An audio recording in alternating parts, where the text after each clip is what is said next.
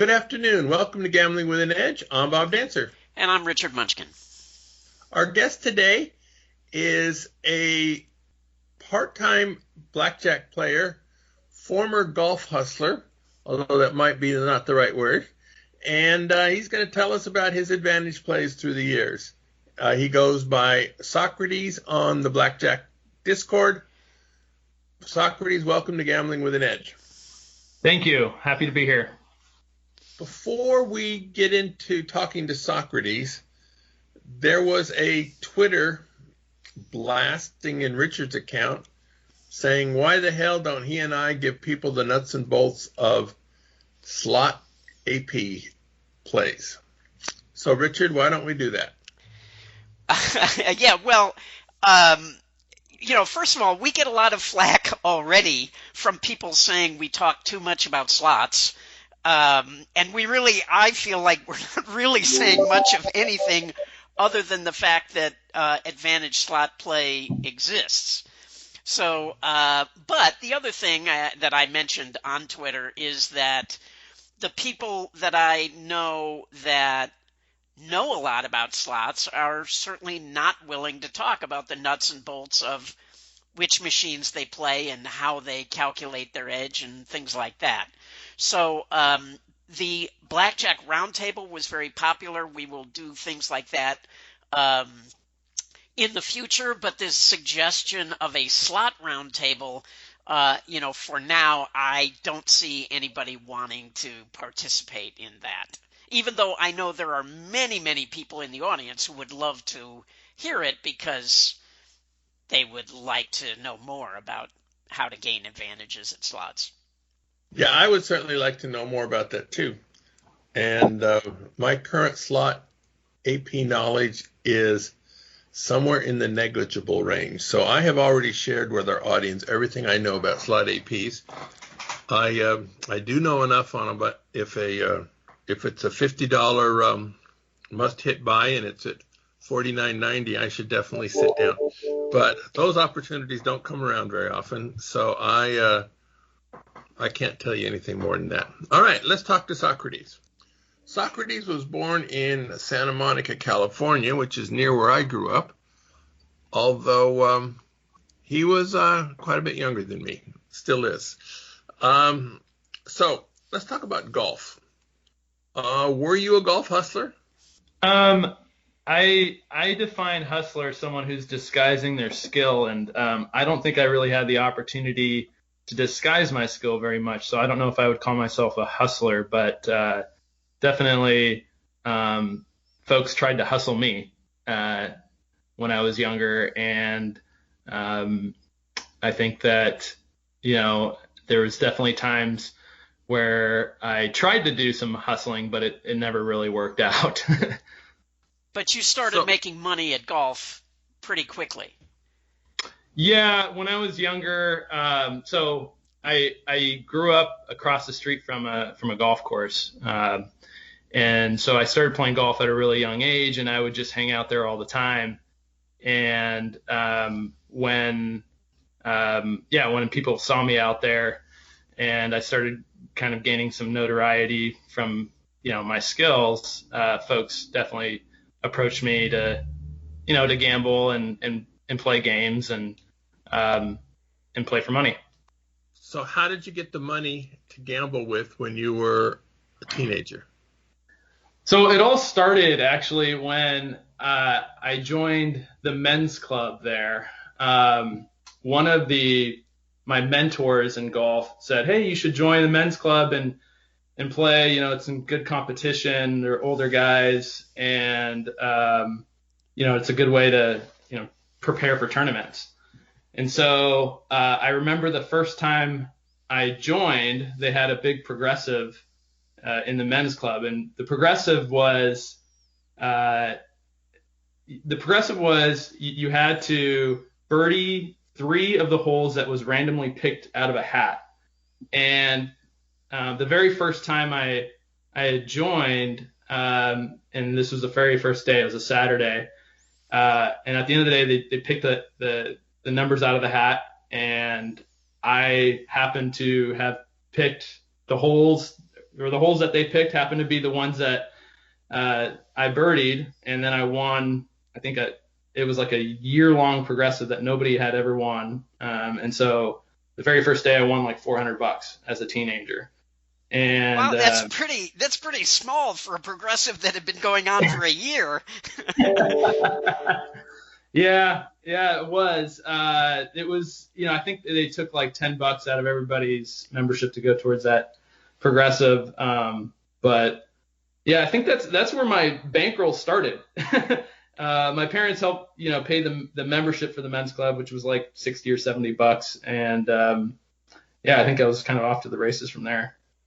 So how did they determine if you really birdied those holes? Was it looking at your scorecard? Was it the honor system, or were it was too small to have monitors? So what did they do? Yeah, so it would be off your scorecard. So yeah, and I think it was gross. I can't remember if it was a gross or a net score, but yeah, they picked the three random holes, and if you happen to have birdied those holes, they verified it through the scorecard, and yeah, I happened to be the one to actually birdie those holes. But also in golf, don't you have to? You're out in a foursome, and don't you have to sign each other's scorecards or whatever? So, and they don't pick the holes till after it's over. So, I don't see much skullduggery going on, and especially over $400.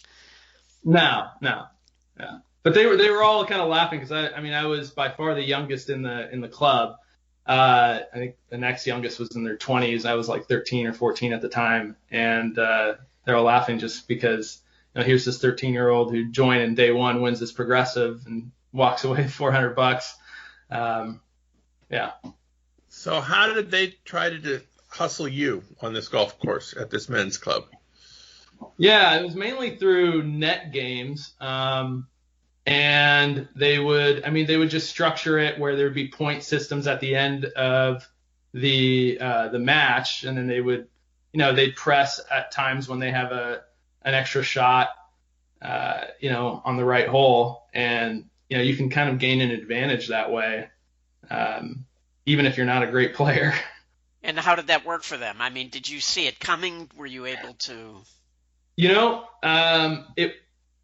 I didn't really see it coming the first time around. I always thought that my skill level, it was, growing up when you're playing and you're really good at the game, you don't even think about handicap. You just think about how good you are, and that you kind of have this ego that you're going to be better than the guy you're playing. And even if you give them, a bunch of strokes, you're still going to beat them because you're just that much better. But then after realizing that I didn't, even with all the strokes, I couldn't kind of keep up with them.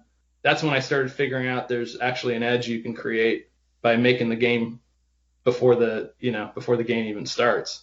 So in talking to other golfers, it's kind of like pool, right? It's all about how you match up, and that ability to make the right matches is going to determine your success.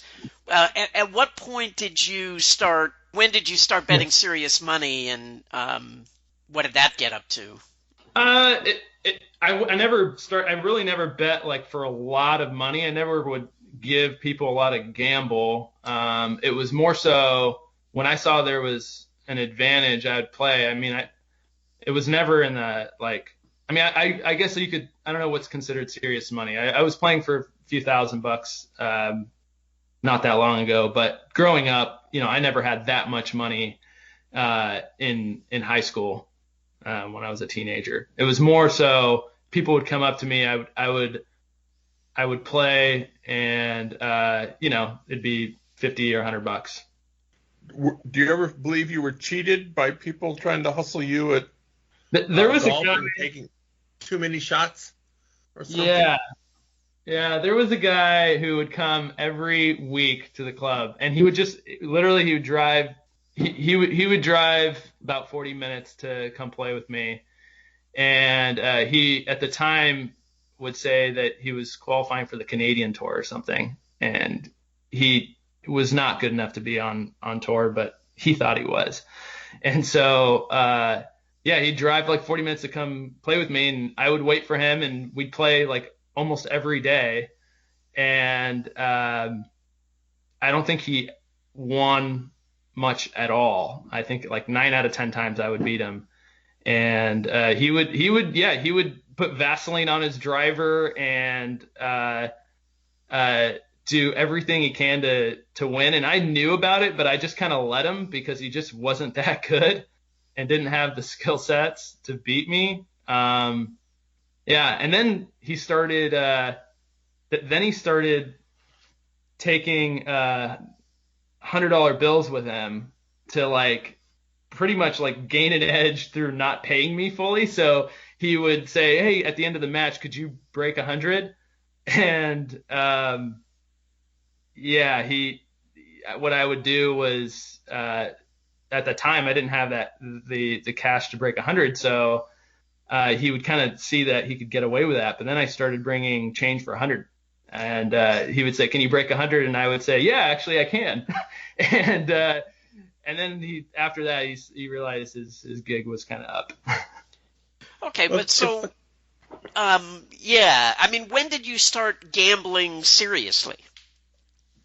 Like in casinos or? Well, did you ever get to the point where you were gambling seriously at golf, or?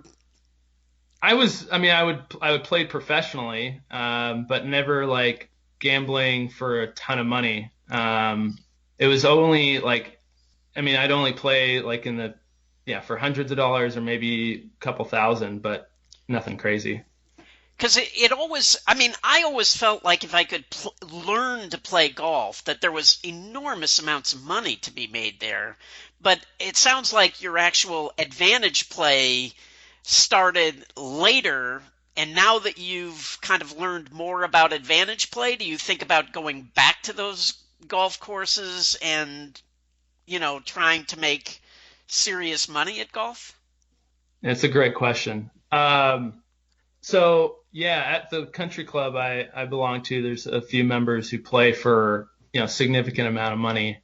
And for me, it's always been it's different to lose money when you're gambling at a casino because the results seem like they're somewhat out of your control versus when you play with someone for a lot of money on the golf course and you lose, it's just a different feeling. And I was never really good at handling a loss, even though I knew I had an advantage. I just losing money at the golf course just never sat well with me. And I think that's because I'm in control. Yeah. Yeah, there's also a difference between winning money from a casino and winning money from an individual.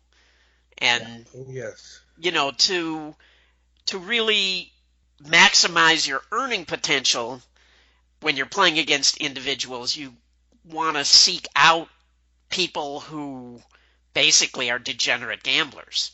And for me, like in backgammon, that got really kind of distasteful. And often they were really sort of awful people who I did not want to be around. Definitely. There's the guys at the club, they're good guys. You don't want to take a bunch of money and then, feel guilty that you're, taking money from their putting food on the plate with their kids or anything like that. So there is some of that for sure. And then there's reputation, right? So I have, a career and, I do business with folks at the club. And so if I become that guy who's taking thousands of dollars off other people, it's not a good look. But that said, I was in a putting game with some guys the other day and, we set up a good game and I felt like I had an advantage and we played for a nominal amount of money. But I try and limit how much I gamble out there just because of reputation and I don't really like it's like I don't like taking money from individuals as much as I do from casinos. Now, Socrates, you're married. Does your wife have any problem with you gambling at golf or anything else? She doesn't. I think at first, with casinos, she she was hesitant at first.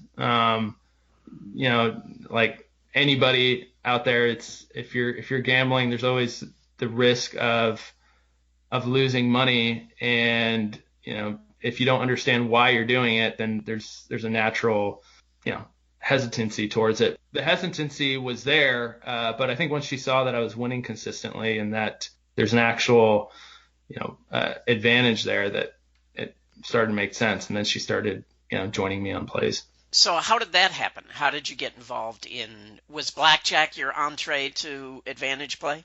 It was poker. That was my entree. I kind of grew up during the poker boom. And when I was a teenager, I had an account on Poker Stars and some of the other events when online poker was going on. And then I started going to the casino, and I learned to play blackjack, learned to count cards, and I guess that was my entree.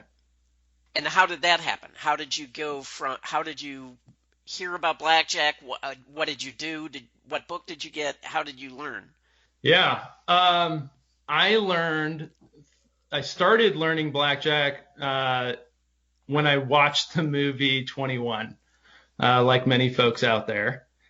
And I went to the casino like a week later because it was right around my birthday and I was old enough to gamble.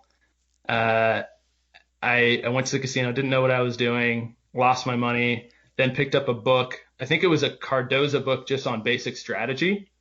And then from there, I went and practiced basic strategy for several hours at the casino and then perfected it, and then learned like the counting aspect of things, but never really took it seriously until a few years ago. So I was a net loser at blackjack probably until 2019. And what happened then? There's a new casino that opened up near my house, and I started playing there in actually craps, and was a small loser there, and got tired of kind of grinding it out there, and then went home one day and started throwing cards on the table. And from there, I picked up a book. It's a black belt on blackjack by Arnold Snyder.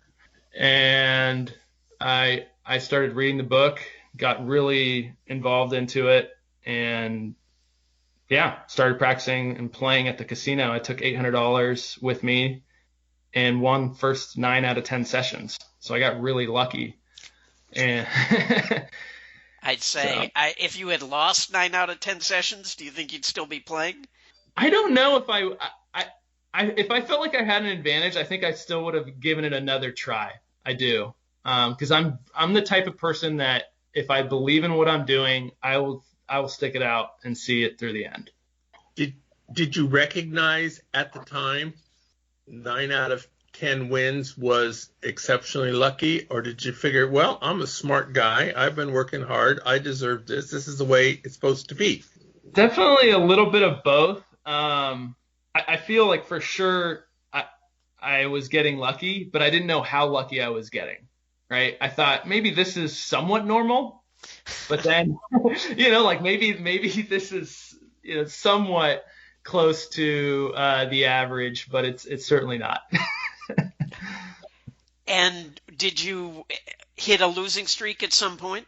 Yeah, so I turned that $800 into about 10,000, and then from 10,000, I went on about a 170-hour losing streak, where I basically broke even after 170 hours.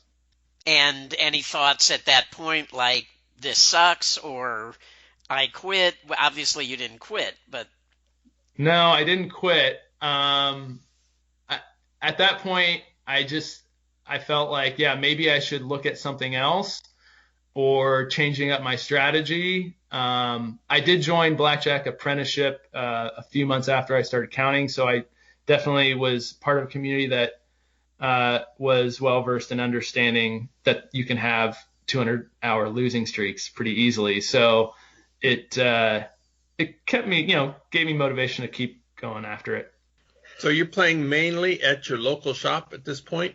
No, I was backed off after about 700 hours there. That's a lot. 700. Yeah. Although you were betting small, and in the beginning, we don't really know whether you were actually playing with an edge, right? Yeah. In the beginning, the first year the casino was opened, I was probably just a net loser. And then I started really making money, and I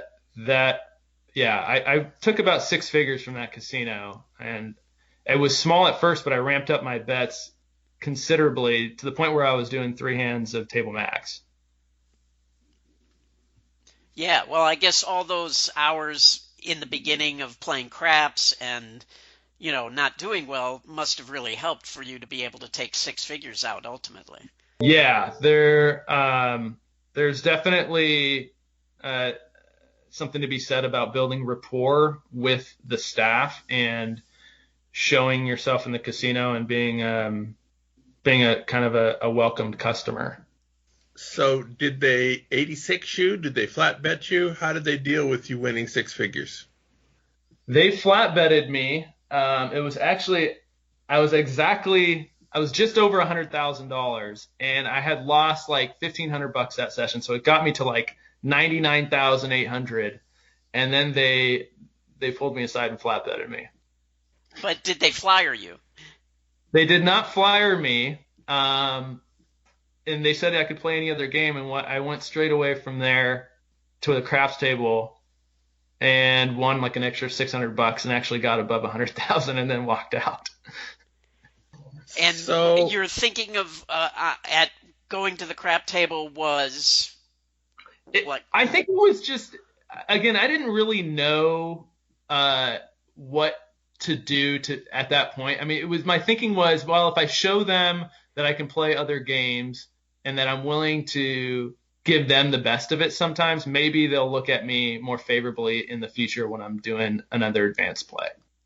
And you realized that was not a good strategy, I hope, after that, or? Yeah, I mean, in hindsight, I would have probably not counted, and I would have done more advanced plays like hole carding and things like that before that. But I didn't know about those other advanced plays until several hundred hours in. So you mentioned hole carding. How did you learn that? I picked up Beyond Counting, James Grosjean. The CAA or the first one, or the second one? Yeah. And you knew about that just through the forum at Blackjack Apprenticeship, or? Well, I ran into a card counter when I was in Vegas, actually, and we started networking, and I think he mentioned it, and I started doing some research and figuring out other ways. Because at that time, I was pretty devastated from from losing my local shop. So I thought, well, if I learn the other plays and they still let me play these other games, I might as well try it and see what I can do. And so I took some time off and learned how to hole card, and then brought that back to the same casino.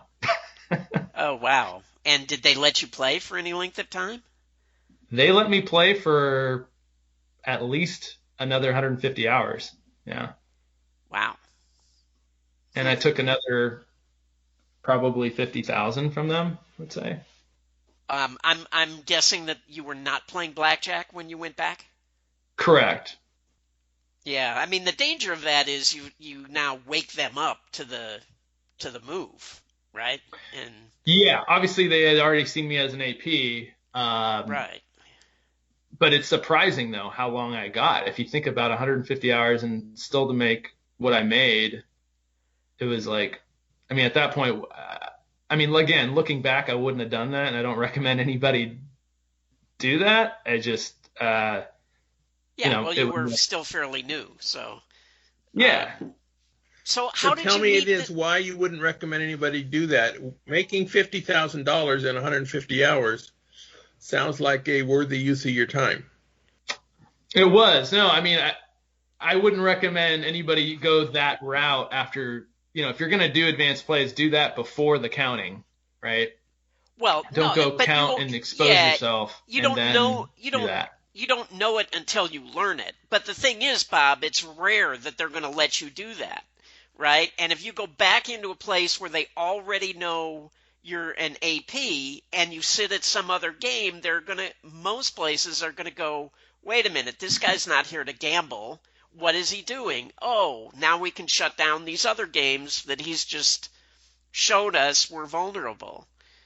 So, yeah, I would not recommend somebody do that either. There are plenty of other casinos to go ply your trade, and but again, we learn these things as we go, right? If I'm curious, when you met the other counter in Las Vegas, was that one of those things where you just saw him at the table and you realized, you know, oh, this guy's also counting, and Yeah, pretty much. I was actually there with my cousin, who I had employed to back count tables for me, and so yeah, I was there, and I noticed him, and then we kind of quickly got off the table and we met outside. Very good. This seems like a good time to break for commercials, although some of our audience believes there's never a good time to break for commercials. But we'll be right back talking to Socrates. The South Point has more than 10,000 games returning more than 99%. All of their games are open now, so there's the full 10,000 plus. This is more than anyone else has. Mondays through Thursdays, 3 a.m. to 3 a.m. in June, there's the $500,000 spin to win promotion. For each $2,000 coin in, limit 4 per person per day, you receive a virtual spin right on your machine. You earn free play or points. The past year, the average spin was about $12. So far this year, the average spin has been about $9. You want to, if you're ever in town on the weekends, you want to give your email address to the South Point booth.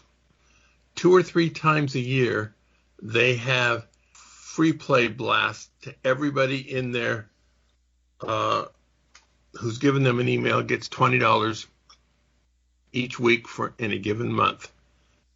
And so if somebody's going to be in town, going to a casino to pick up $20 isn't the worst way to spend your time. Hey guys, this is Colin from blackjackapprenticeship.com, and if you're serious about card counting, I'd encourage you to check out the Blackjack Apprenticeship membership. It has the training tools you'll need to beat the game, like our comprehensive video course and our training suite, so you can learn each skill and virtually test yourself before ever stepping foot in a casino. It also includes the tools you'll need to succeed, like our pro betting software, casino database, results tracking software, and access to a community of like-minded advantage players to network with in our members forum and chat room software. You can find out more at blackjackapprenticeship.com. At videopoker.com, it's the best place to play lots of games. If you sign up for the gold membership, $8.95 a month or $79.95 a year, this allows you to get correction on most of the games. The game of the week is Max Action Poker, where you pay 6 to 10 coins per line, and all the pay schedule categories from 3 of a kind and up are bumped. You get a more valuable game the more coins you play. You also get more variance. It will require learning an entirely new strategy. Since flushes and straights pay so much more than you're used to, your intuition will be way off onto how to play the hands. It will not be particularly difficult, as existing video poker software is fully capable of creating a new strategy for you. The highest paying versions are slightly less than 99%, which is not attractive, but the games will overhold so much that perhaps the Theo offered by the casino will make the game worthwhile. You'll have to check this out for yourself. We're back talking with Socrates. You mentioned you hired a cousin to back count tables, so that is team play of sorts. Do you have any other experience with team play? Yeah, after I got really into card counting, I trained my really good friend how to count. And so we've done a lot of team plays together, some spotter BP stuff. And then also I've done some team hole carding plays with some folks on the forum. So you were able to form a network basically through the forum, and that has turned out to be a beneficial thing for you? Yeah, I mean, it's good to network with folks. I'm working on building a bigger team and bankrolling some folks, but it's definitely been good. So when you you decided to train your cousin to back count for you, and that just I don't know, I'm having trouble following your progression here, because basically you were kind of a losing player who started playing small, and then suddenly, you're doing back counting plays and winning $100,000, and you know what I mean? It's just a little bit a hard time following the progression. So when did that come about? How did you decide to do that, and how did that all work out? Sure. At the time, I was winning significantly at my local shop, where I was close to getting the 100,000. This is actually before I had gotten backed off completely. We were doing some team plays at other casinos in the area and in Vegas and in California.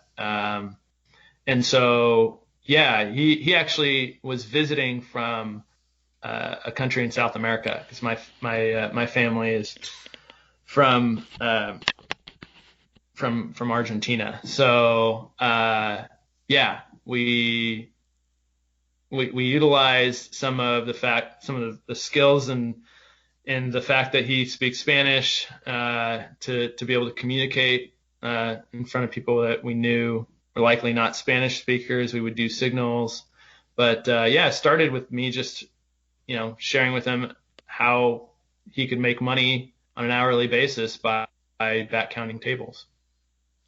Yeah, the other thing I'm curious about is you mentioned that you learned about Exhibit CAA, you bought the book, and you went out and started hole carding.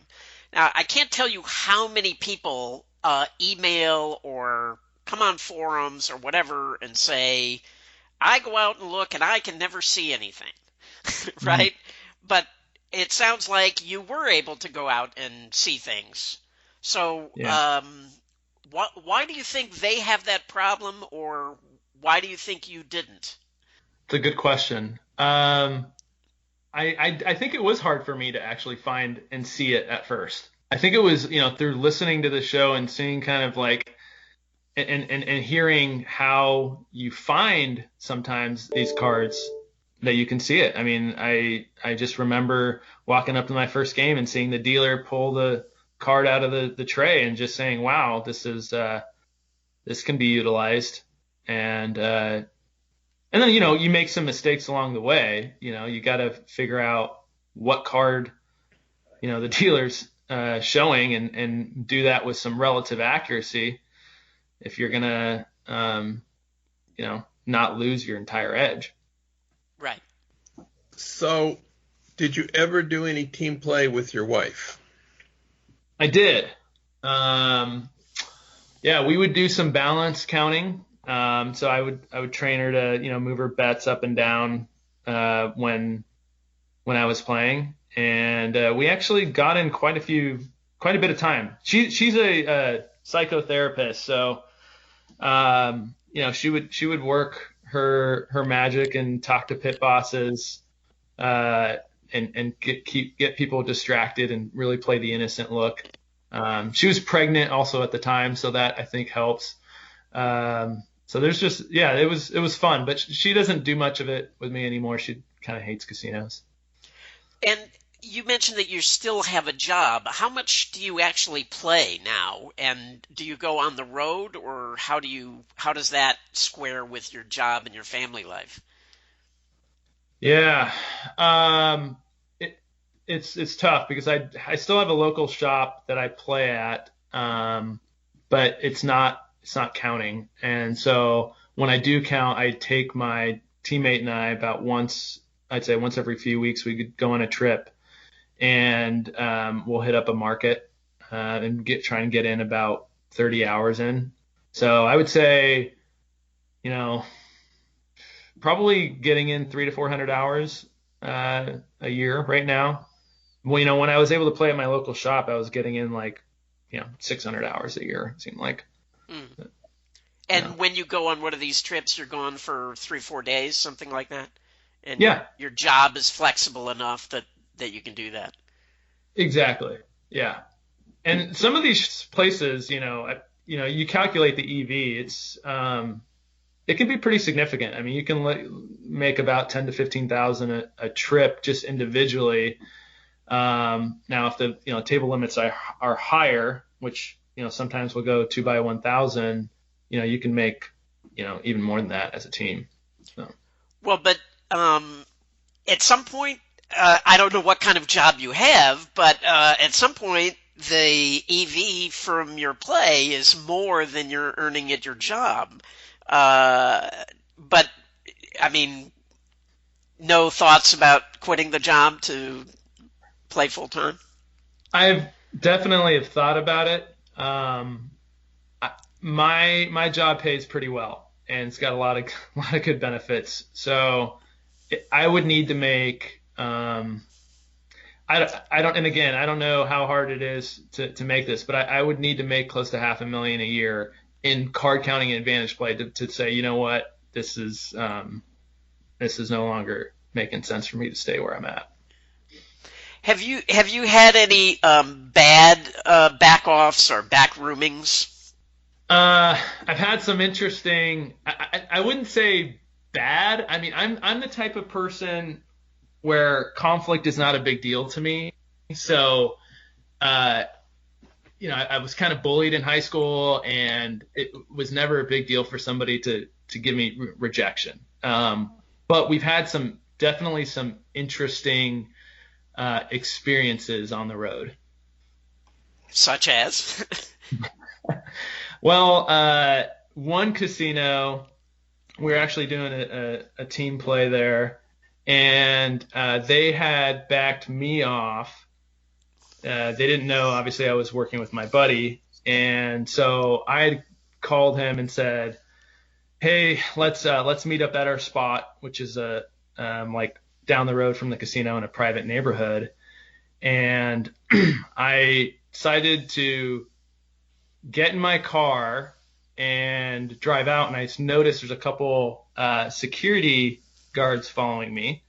And my buddy calls me, and we're on the phone, and I tell him, like, hey, I can't pick you up at our normal spot. You got to go further down because there's people following me. And so he starts walking down into this like other neighborhood where there's like this forest lining the neighborhood. And he's walking down the line of the forest, and I see him there, and I start turning left into kind of this cul-de-sac. And the security guards actually don't follow me into the cul-de-sac. They just keep going down this road. And so I pull around, and I see my friend, and I said, hey, let's get in the car. And he turns around, and he says, holy crap, there's a dead person here.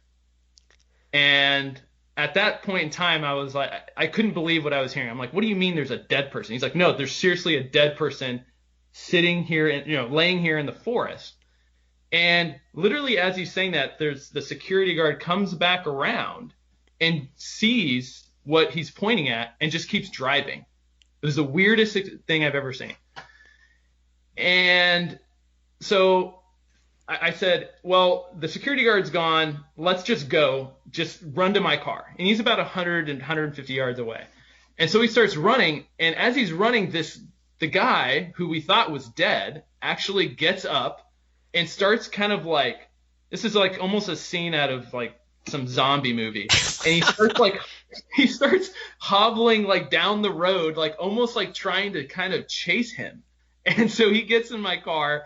And then we just book it and leave. But I just couldn't believe how crazy that was. Wow. Any back roomings, handcuffings? Fortunately, no.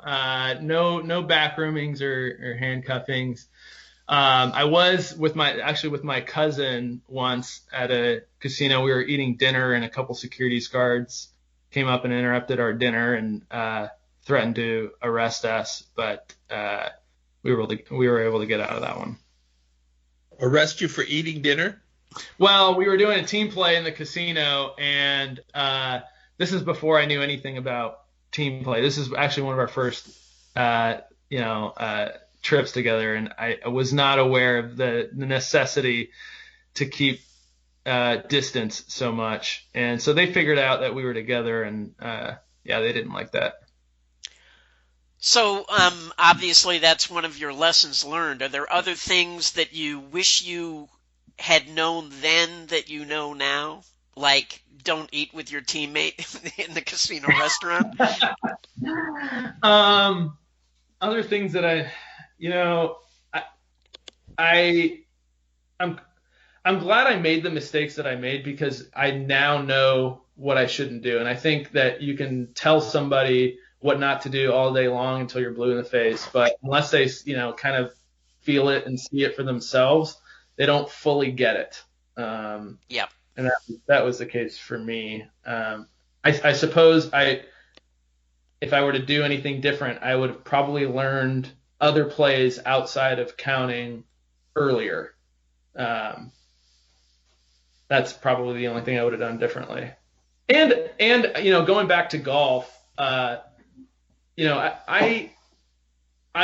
would probably consider doing more of that in the future. It's just, again, at this point, I've been playing golf for so long that it's just not as interesting to me as the casino world. And again, it comes back. I like winning and taking money from casinos more than taking money from individuals on the golf course.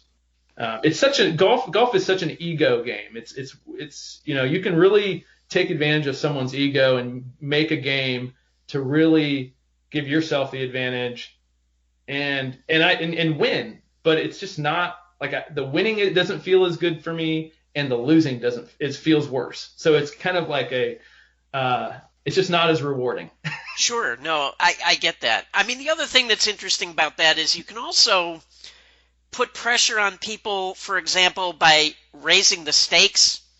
You know what I mean? There's the whole emotional aspect of a game that's a physical skill where you also have to have the mental ability to play well and not get flustered, not go on tilt, Definitely. I mean, when I was younger, I would set up games and say, all right, I'll play, because these guys were like 13 handicaps, right? They wouldn't break 80 very often, if ever. And I would play them and say, hey, I will play you straight up your guys' best ball versus my single ball, right?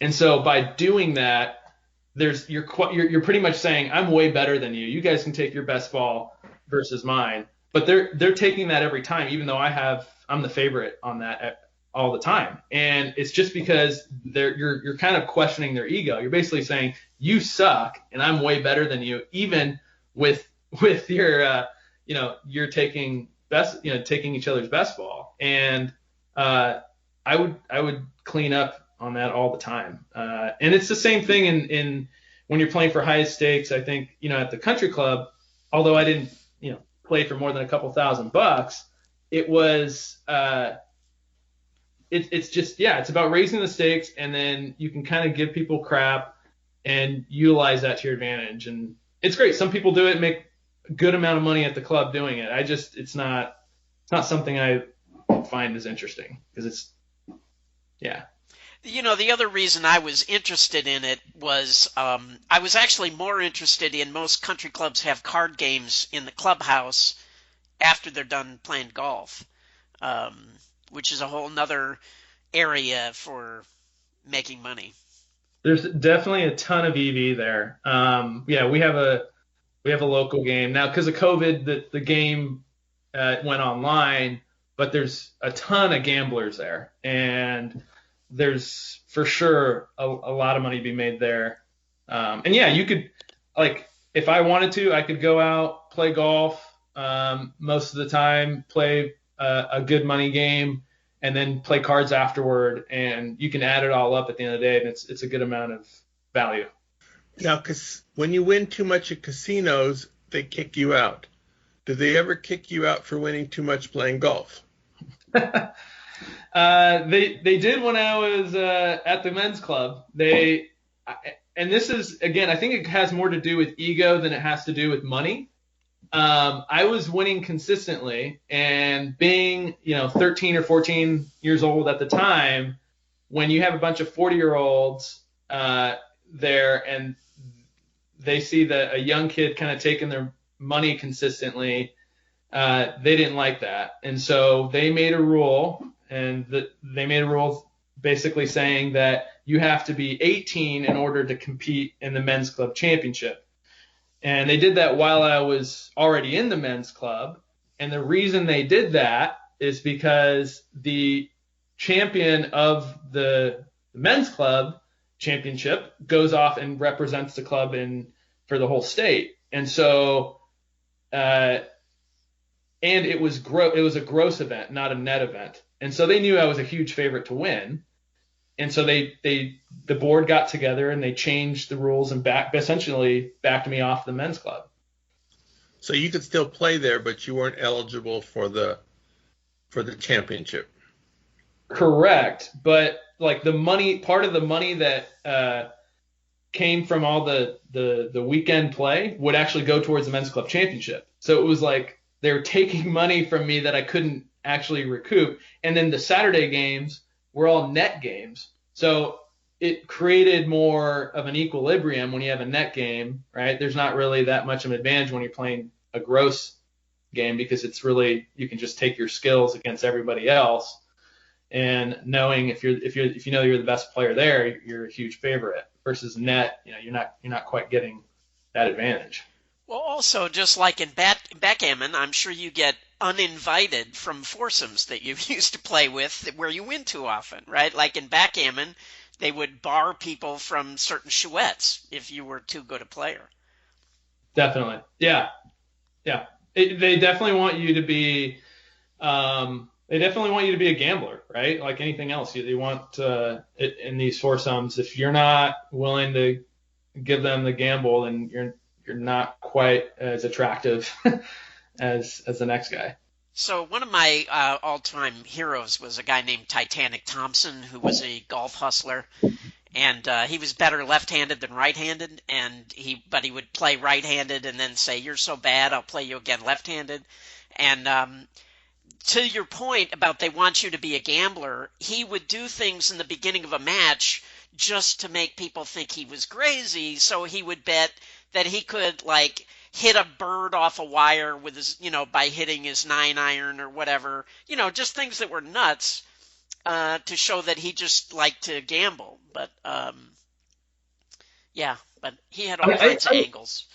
Yeah, and I think it was also a little unique for me too, because I had a lot of notoriety there. I'd won state championships. I was very successful, and I think some of these guys would come up to me and they would make a game. They would make a proposition like, "Hey, I can beat you in the next 2 holes with just my 6-iron," and then there was just like, or I would be chipping on the green and they'd want to do a chipping game, and but I'd have to give them a certain amount of strokes. And so, there was always something like some form of gambling going on. But I think they just wanted to read the newspaper the next day and say, "Oh yeah, I played with that kid and I gambled with him, or I beat him in this game," and whatever. Yeah. See, if it were me, I would be going to you saying, "Come, you're going to be my partner and we're going to go play these other 2 guys." And, I would think somebody who had some hustle in him would want to be partnering up with you. Yeah, I definitely did do that. I would actually, a lot of pros would take me to their they had pro-ams, and so they would take me on their team and pay for all the entry fees and everything, and I would just go play and help them make some money. Sure. Now you traveled a lot. Have you had any problems taking money to various casinos?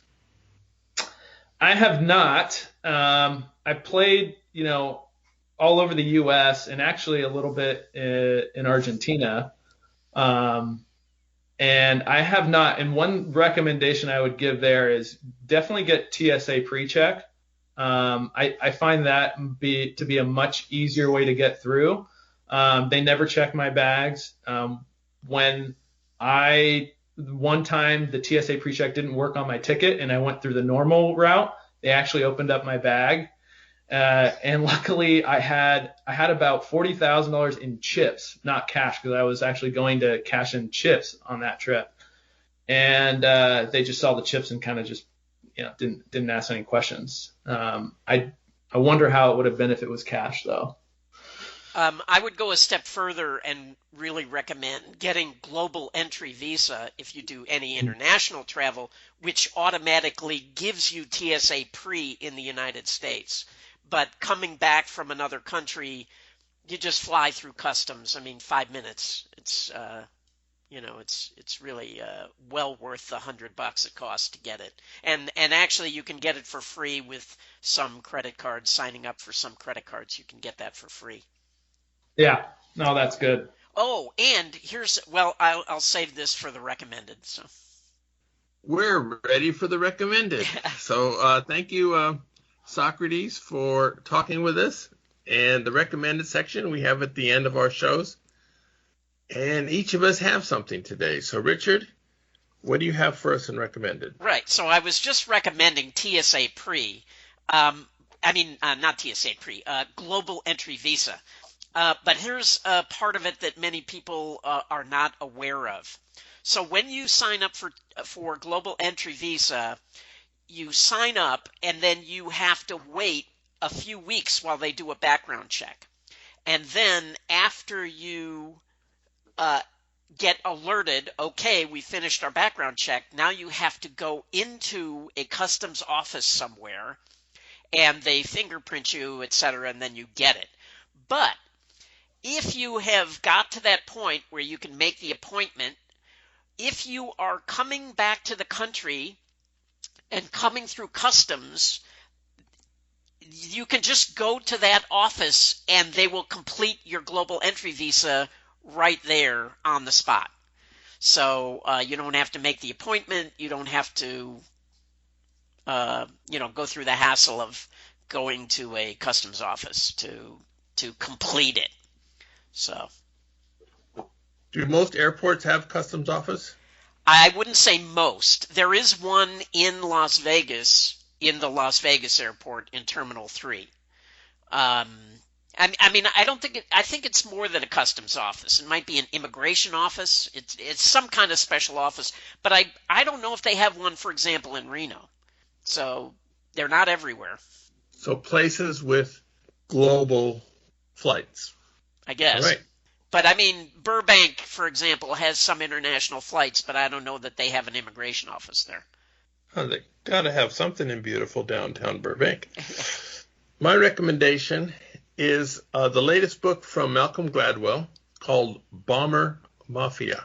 I'm a big fan of Gladwell in general. I know Richard isn't. But this book has little to do with social psychology, which is what he usually writes about. This book is nonfiction history book about the differences in aircraft bombing strategies in World War II. I'm not a history buff particularly, but I do enjoy reading about differences of opinion that lead to strategy changes. Every once in a while, something will come up, and a book I have read in the past about strategy will help me, and I can apply it to my gambling career. So, Socrates, do you have a recommended for our audience? I do. I just completed reading the book called The Almanack of Naval Ravikant. I'm a big fan of philosophy. He's a modern day philosopher, an entrepreneur, and investor. And his book is actually you can get it for free online. You can download it PDF, and there's an e-reader. I got the real book on Amazon for like $10, but it's really a collection of his thoughts. And he has some insightful interviews, and it's not a how-to book, but it's more of a book of, his thoughts and things that he's done to create success and happiness. And I really, really enjoyed it. Recommend it to anybody who's looking to kind of dive deeper into philosophy and getting more out of life. Very good. Thank you, Socrates, for joining us today. Thank you, Richard. Go out and hit lots of royal flushes, everybody. Good day.